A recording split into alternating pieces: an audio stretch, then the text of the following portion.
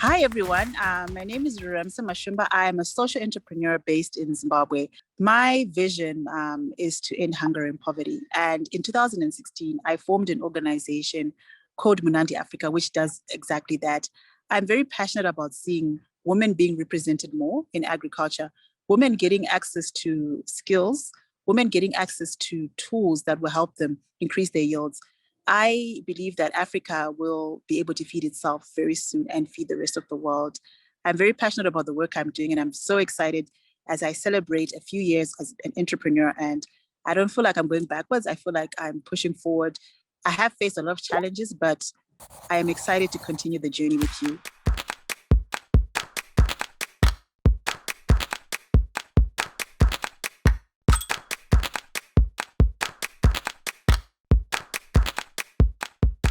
So, wherever you are, in whatever part of the world you are as a young person, don't feel demotivated or discouraged with the challenges you see. You can be a change maker. And what are you doing today to change the world? Because together we can change the world.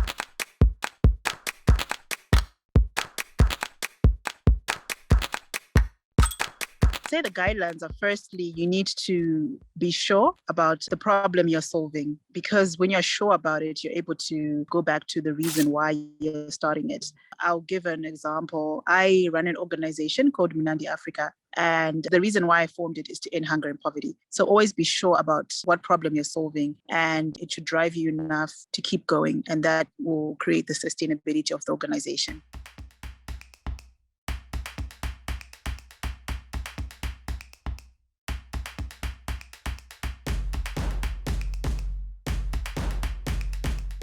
Okay, so fundraising is one of the most asked questions really on when you're starting and how do you raise funds. So I would say that you need to have a concept, a proven concept a lot of the times for you to raise funds. And you also need to work on your grant writing skill. So grant writing will require you to know like the initial question, what is the challenge that I'm solving and how am I solving it? How am I different from other organizations? And what is the impact to date? Or what is the potential impact? When you answer these questions, it's easy for you to raise funds. So now when you have written your grant proposal or two-page document, you can then now use it to apply for startup capital, which there are lots of competitions out there online. If you look on capital that's available for startups, there's competitions as well that you can enter. When I started, I entered a lot of competitions, a lot of fellowships, which helped me raise my initial grant funding. I would recommend, firstly, you need to do a business model canvas, because a lot of the times the reason why people don't get grants is because they don't have enough information to present to funders. So there's some important questions that funders usually ask. They want to know how big is your team? How long have you been in operation? They like to have to fund organizations that have thought through the whole plan on how they're going to do it. And also you'll find that a lot of, especially for social entrepreneurship, a lot of funders also fund the entrepreneur themselves. So don't be shy to tell your personal story, your personal journey. Why are you doing this? How does this really impact? What is your connection to the work you're doing? That in itself can sell you and your organization. Also, don't forget to talk about even the challenges that you have solved. Don't be shy to talk about even times when you failed, because they also look at resilience. If you're in, how resilient are you? If you start this organization, this idea, if something goes wrong, what will you do? Will you give up, or will you find a way of pivoting and solving the challenge in a different way? When you start writing your grant proposals, who am I as a social entrepreneur and how do I come? What is the connection with my organization? What sort of money? And you also need to know, because a lot of the times you get a question like, how much money are you looking to raise? And entrepreneurs say, I'm looking to raise whatever amount. That shows that you're not prepared. So have financials prepared to say, we would want to raise $1 million. $1 million will help us to pay our staff, will help us to buy equipment, will help us, and therefore it translates to 10,000 lives of young people who are also changed. So don't be shy to say how much money you're trying to raise. And if they don't have that sort of money, they'll tell you that we don't have that sort of money right now, but we have a certain amount of money that we have that we are, how would that money help you? And then you're able to say, okay, so with that money alone, I'm able to then buy the equipment that we need as an organization and get us started. And then I also need to look for other funding for the other things that I need to do. So always have a budget which shows that with whatever amount you're able to raise, how you'll use it. And then also don't forget to report back to your funders, send pictures of the work you're doing and the impact as well, and always put them in your newsletters and thank them as well as partners.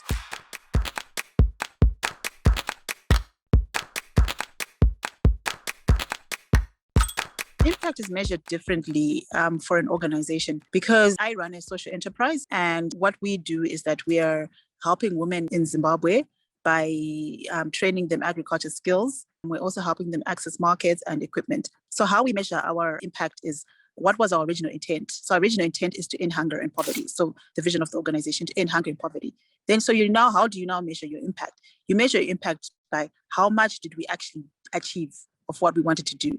So if we say that we're going to train 1 million women in the next year, how many women did we actually train? That's how you measure. They say, what was the impact of the work we did? And then also don't forget that when we measure one life, like the woman who came to our training, but that one life translates to how many people in their household. You can also measure household impact.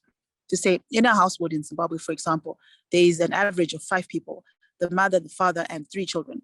So that's 5 people. Instead of just training, so we did train maybe 1,000 people, but we have an indirect impact of 4,000 other people who are the family members who benefit from the skill that the women have got, the increase in income that she received, which is also helping your household. Then if you're doing something like environmental, so there are some other impacts that maybe have impacted the natural climate in your area by reducing carbon emissions by a certain amount. If you can measure that, you can always show that. And I'm sure there are lots of tools online that help you do measurements of the impact of your work. Like, for example, we are moving from using traditional electricity power. We're now using solar power. So we can always go back to the electric company, find out how much energy we'll be using. What does that translate to carbon emission? So that's an impact that you have. And as a result, what does that mean in the long run? So there are some things that you can say that in the long run, because we've done this, this has now impacted the cleanliness of the water. This has now impacted the quality of our soil. This has now impacted the amount of flora and fauna that is found in our community. So try and put as much information as you can on the impact, because this really puts a lot of weight in your work that you're doing, to say that this work is very necessary and is very critical for us to do, because it really will change lives, or to change the environment. So it's very important for you to try and dig deep and look at not only direct impact, but indirect impact.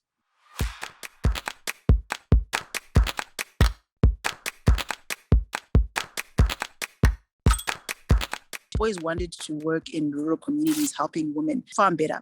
But I'd always thought that I needed to be at a certain stage in life. I needed to have acquired a certain amount of resources to be able to do that. I didn't realize that even today, I can do something to change one person's life.